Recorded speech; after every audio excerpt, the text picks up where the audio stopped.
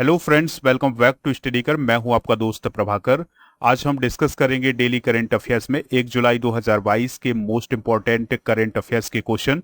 तो आप इस लेक्चर को लास्ट तक सुनिए। लास्ट में आपसे कुछ क्वेश्चन पूछे जाएंगे तो उनके आंसर आप कमेंट बॉक्स में जरूर दीजिएगा। पीडीएफ अगर आपको डाउनलोड करना हो तो पीडीएफ मिल जाएगा टेलीग्राम पर। लिंक उसका डिस्क्रिप्शन बॉक्स में दिया गया है, तो वहां से आप इसका पीडीएफ आसानी से डाउनलोड कर सकते हैं। स्टडी कर को फॉलो कर लें और बेल आइकन दबा लें, जिससे आपको समय पर और सबसे पहले नोटिफिकेशन मिल सकेगा। चलिए फ्रेंड्स, फर्स्ट क्वेश्चन डिस्कस करते हैं, ध्यान से सुनिएगा। वन हेल्थ पायलट प्रोजेक्ट किस शहर में लॉन्च किया गया है? तो ये लॉन्च किया गया है बेंगलुरु में। कहां पर लॉन्च किया गया है दोस्तों? बेंगलुरु में लॉन्च किया गया है। तो दोस्तों अब हम समझने का प्रयास करते हैं कि ये वन हेल्थ पायलट प्रोजेक्ट है क्या। तो दोस्तों इस प्रोजेक्ट का जो लक्ष्य है वो है फ्यूचर में कोविड-19 जैसी बीमारी के प्रकोप को रोकना और उसमें सहायता करना। दोस्तों जो कोविड-19 बीमारी है, यह किस प्रकार की बीमारी है? जूनोटिक बीमारी है। जूनोटिक बीमारी का मतलब ऐसी बीमारी जो जानवरों से मनुष्यों में फैलती है।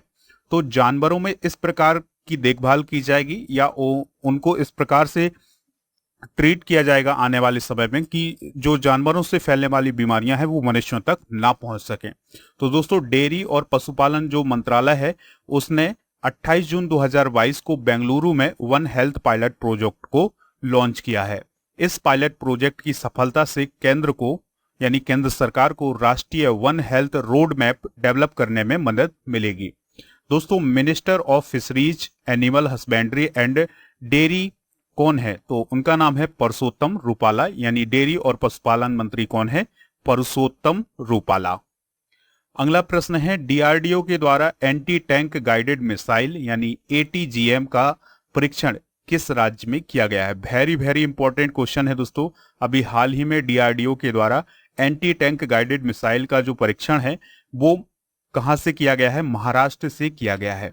तो महाराष्ट्र का जो अहमदनगर है उसका जो के रेंज है वहां से डीआरडीओ और भारतीय सेना ने अपने देश में ही बनी एंटी टैंक गाइडेड मिसाइल का सफल परीक्षण किया है। दोस्तों ये जो मिसाइल है ये अर्जुन टैंक से दागी गई है, यानी जो अर्जुन युद्धक टैंक है उससे इसका परीक्षण किया गया है। इस मिसाइल के माध्यम से दुश्मनों को अधिकतम सीमा तक मारा जा सकता है। इस मिसाइल में हाई एक्सप्लोसिव एंटी टैंक का इस्तेमाल किया गया है। वर्तमान में जो अर्जुन टैंक है तो उसमें जो टेस्ट किए जा रहे हैं उसमें 120 mm गन का इस्तेमाल किया जा रहा है। दोस्तों एंटी टैंक गाइडेड मिसाइल का मतलब क्या होता है? तो एंटी टैंक गाइडेड मिसाइल का मतलब यह है कि इस मिसाइल का उपयोग टैंकों में किया जाता है। जो युद्ध में उपयोग होने वाले टैंक होते हैं उससे इसको लॉन्च किया जाता है, ठीक है, जिससे उस टैंक को बचाया जा सके। तो इस प्रकार की जो मिसाइलें होती हैं उन्हें एंटी टैंक गाइडेड मिसाइल बोलते हैं। दोस्तों बात आई है यहाँ पर डीआरडीओ की। तो डीआरडीओ का फुल फॉर्म क्या होता है? Defence research and development organisation, जिसकी स्थापना 1958 में की गई थी। भारत को सशक्त बनाने की क्षेत्र में यह काम करता है। यानी जो अत्याधुनिक हथियार होते हैं उनको डेवलप करना, उनको बनाना किसका काम होता है? डीआरडीओ का। और ये जो हमारे सशस्त्र बल हैं, आर्म फोर्सेस हैं, उनको हथियार पहुंचाने का काम कौन करता है दोस्तों? डीआरडीओ करता है। वर्तमान में जी सतीश रेड्डी जो हैं वो डीआरडीओ के चेयरमैन हैं। तो ये सभी पॉइंट जो हैं वो नोट कर लीजिएगा। दोस्तों अब कुछ मिसाइलों की बात करते हैं, वो किस प्रकार से चलती हैं और कहां से कहां तक मार करती हैं। चलिए इसको समझते हैं। जैसे पृथ्वी मिसाइल है दोस्तों, ये सतह से सतह पर मार करने वाली जो कम दूरी की बैलिस्टिक मिसाइल है। अग्नि की बात करें तो यह सतह से सतह पर मार करती है, लेकिन यह मध्यम दूरी की बैलिस्टिक मिसाइल है। त्रिशूल की बात करें, यह सतह से आकाश में मार करने वाली सक्षम दूरी की मिसाइल है। आकाश और फिर है दोस्तों आकाश, यह सतह से आकाश में मार करती है, यानी सतह से आकाश में मार करने वाली जो मिसाइल है वो आकाश है, त्रिशूल है। नांग की बात करें तो यह तीसरी पीढ़ी की टैंक भेदी मिसाइल है, यानी टैंक को नष्ट करने वाली मिसाइल है। अग्नि 5 मिसाइल आपने सुना होगा दोस्तों। अग्नि 5 मिसाइल जो है वो 5000 किलोमीटर की रेंज से भी अधिक मारक दूरी क्षमता है इसकी, यानी 5000 किलोमीटर दूरी तक के टारगेट को ये हिट कर सकती है। अगला प्रश्न है, ध्यान से सुनिएगा। महाराष्ट्र के औरंगाबाद जिले का नाम बदलकर क्या रखा गया है?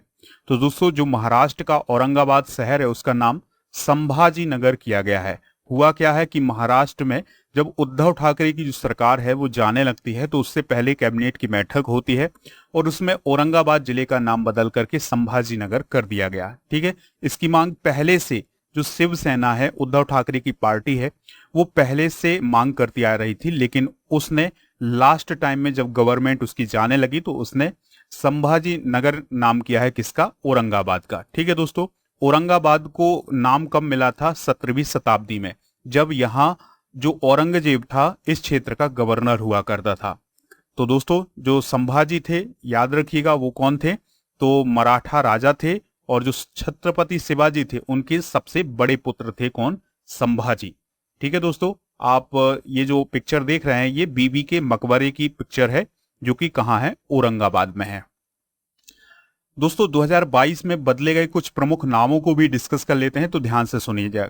हबीबगंज रेलवे स्टेशन का नाम जो कि भोपाल में है, तो ये इसका नाम रानी कमलापति रेलवे स्टेशन किया गया। मिड डे मील योजना का नाम पीएम पोषण योजना। राजीव गांधी खेल रत्न पुरस्कार का नाम मेजर ध्यानचंद खेल रत्न पुरस्कार। फैजाबाद स्टेशन का नाम अयोध्या कैंट स्टेशन। पाताल पानी रेलवे स्टेशन का नाम क्या किया? Tantya wheel railway station.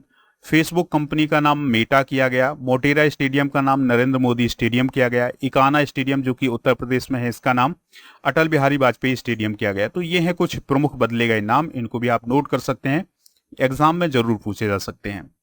अगला प्रश्न है, वेरी वेरी इंपॉर्टेंट क्वेश्चन है, महाराष्ट्र के नए मुख्यमंत्री कौन बने हैं? तो दोस्तों महाराष्ट्र के नए मुख्यमंत्री बने हैं एकनाथ शिंदे। एकनाथ शिंदे जो हैं वो शिवसेना के बागी विधायक हैं और उन्हें बीजेपी का समर्थन प्राप्त हुआ है और अब वो महाराष्ट्र के नए मुख्यमंत्री बन गए हैं। ठीक है दोस्तों, तो महाराष्ट्र के 20वें मुख्यमंत्री बने हैं कौन? एकनाथ शिंदे। इससे पहले उद्धव ठाकरे ने 29 जून 2022 को चीफ मिनिस्टर के पद से इस्तीफा दे दिया था, क्योंकि शिवसेना के जो 41 विधायक हैं वो बागी हो गए थे, जिसके कारण उद्धव सरकार जो है वो अल्पमत में आ गई थी और उन्हें इस्तीफा देना पड़ा। ठीक है दोस्तों, तो देवेंद्र फडणवीस जो है वो उप मुख्यमंत्री बनाए गए हैं, एकनाथ शिंदे जो हैं मुख्यमंत्री बनाए गए हैं। महाराष्ट्र के राज्यपाल की बात करें तो कौन है? भगत सिंह कोश्यारी हैं।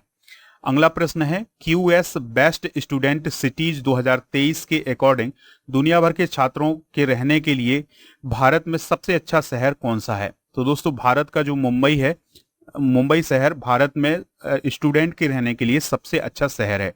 ठीक है, तो इस रैंकिंग में दोस्तों मुंबई की जो ग्लोबल रैंकिंग है वो 103 है, बेंगलुरु की ग्लोबल रैंकिंग 114 है, चेन्नई की 125 भी है और दिल्ली की 129 भी रैंक है। मुंबई का ओवरऑल स्कोर कितना है? 48.5, बेंगलुरु का 42.9, चेन्नई का 37.3 और दिल्ली का 66.2 स्कोर है। छात्रों के रहने के लिए सर्वश्रेष्ठ स्थान है, सर्वश्रेष्ठ शहर जो है वो है लंदन। सियोल और म्यूनिख जो है वो दूसरे स्थान पर है और ज्यूरिख और मेलबर्न जो है वो चौथे और पांचवें स्थान पर है, यानी चौथे स्थान पर ज्यूरिख है और पांचवें स्थान पर कौन है? मेलबर्न।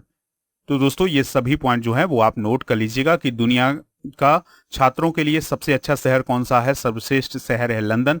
भारत में सर्वश्रेष्ठ शहर कौन है? मुंबई।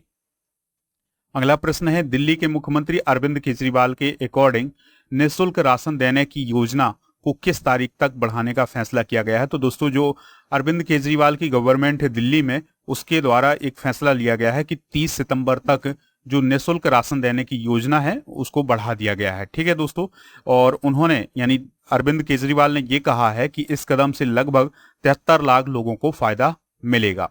तो बढ़ती महंगाई को संज्ञान में रखते हुए, यानी कि महंगाई बढ़ रही है, इसलिए ये योजना जो है आगे बढ़ाई जा रही है राहत के तौर पर।